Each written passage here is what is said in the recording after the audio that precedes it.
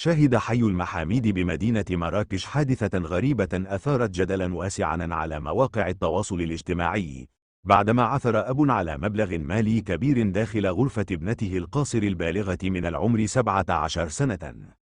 ووفق مصادر محلية، فقد تفاجأ الأب أثناء تفقده لغرفة ابنته بوجود مبلغ مالي ناهز 70 مليون سنتيم داخل خزانتها الخاصة، وهو ما سبب له صدمة كبيرة وأثار استغراب أسرته والجيران.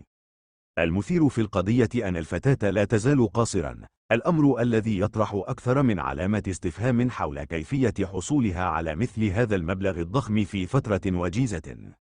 وتداول رواد مواقع التواصل عدة فرضيات، حيث رجح البعض أن تكون الأموال مرتبطة بتحويلات مالية من الخارج، في حين أشار آخرون إلى احتمالية ارتباطها بمنصات التواصل مثل تيك توك أو غيرها، بينما ذهبت آراء أخرى إلى احتمال وجود علاقة بأنشطة مشبوهة أو حتى شبكة للسرقة.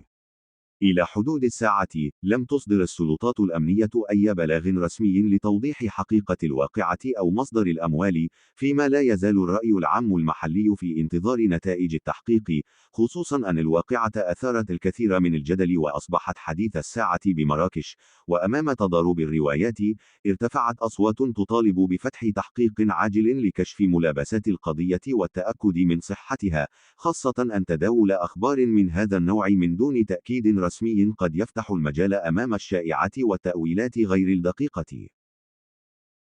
لا تنسوا الإعجاب بالفيديو والاشتراك في القناة.